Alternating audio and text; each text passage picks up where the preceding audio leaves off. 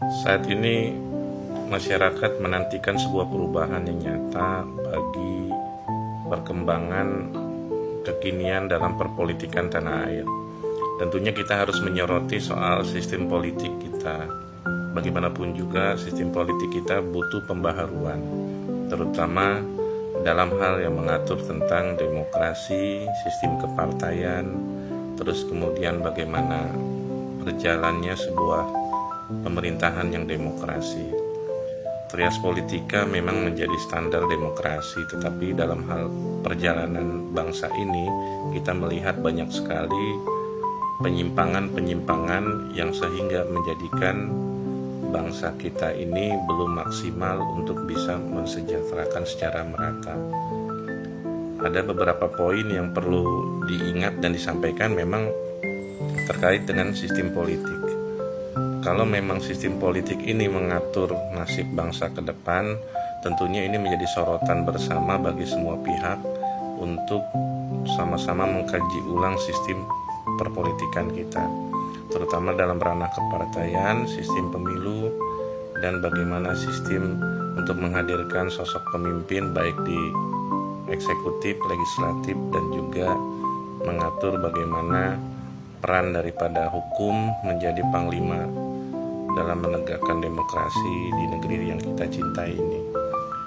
Jadi kita melihat bahwa seringkali keputusan-keputusan atau kebijakan-kebijakan strategis di bangsa ini ditentukan oleh ketua umum partai, dan ketua umum partai ini tentunya menjadi sebuah dilematis karena apabila pemimpin partai ini subjektivitasnya terlalu tinggi terhadap objektivitas yang seharusnya memihak kepada kebanyakan masyarakat, tentu ini akan merugikan bangsa ini secara keseluruhan, karena kepentingan pribadi akan mengalahkan kepentingan umum yang begitu besar.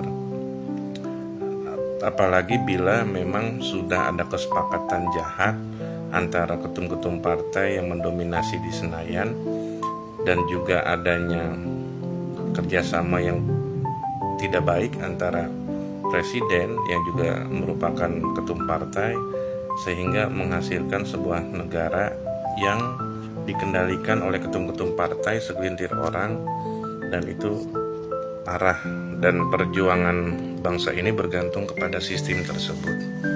Nah, tentunya kalau memang kondisinya seperti itu, tentunya ini bergantung kepada pemimpin partainya. Kalau kita melihat sejarah perpolitikan di tanah air, terutama kepartaian kita melihat partai ini betul-betul berorientasi pada kepentingan pribadi dan golongan. Banyak sekali kita melihat kader-kader partai yang tersangkut kasus korupsi di berbagai macam bidang. Ketika mereka duduk di jabatan pemerintahan ataupun di legislatif, itu juga banyak yang terbukti dengan adanya KPK sebagai institusi dalam penegakan korupsi.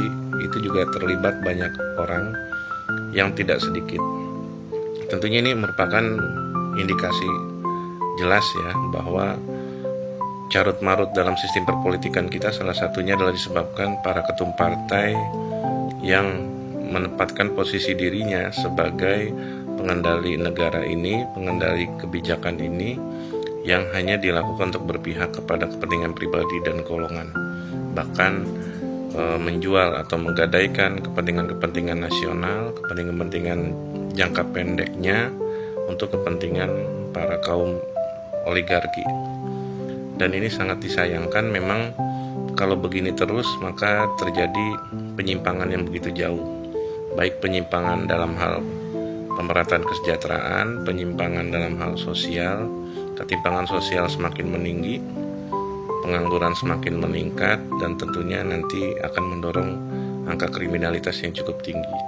Keresahan, kegelisahan, dan penderitaan yang selama ini dialami oleh masyarakat luas, tentunya negara ini menandakan tidak baik-baik saja. Angka-angka yang ada di data makro, mikro, bahkan angka-angka survei, angka-angka yang melihat daripada peningkatan itu sejatinya tidak mencerminkan bagaimana kehidupan yang terjadi di grassroots atau lapisan paling bawah. Saya seringkali memberikan masukan bahwa solusi pertama memang tentu harus ada perbaikan sistem perpolitikan kita, harus menghadirkan partai politik yang berdasarkan kedaulatan rakyat. Bagaimana bisa negara ini direformasi kalau partai politiknya tidak direformasi? Bagaimana negara ini bisa menjadi maju kalau mental para politisi, partai politiknya juga tidak bermental maju? Dan tentunya ini menjadi sebuah sorotan yang sangat nyata bahwa berbenah partai politik dalam hal tentang prinsip dan perjuangannya tentu juga harus diubah. Ketum partai tidak lagi mempunyai kekuasaan absolut, tetapi bisa dikoreksi oleh masyarakat partainya atau bahkan dengan warga negara Indonesia. Tentunya ini menjadi sebuah kekuatan. Perubahan akan terus terjadi terus-menerus, perbaikan terus-menerus, sehingga akan pada satu titik tertentu akan mencapai sistem yang mendekati baik. Dan ini bisa dilakukan dengan kedewasaan. Bila mental politik kita masih kekanak-kanakan, tentunya tidak akan menghadirkan sebuah solusi yang begitu dahsyat buat perbaikan bangsa ini ke depannya.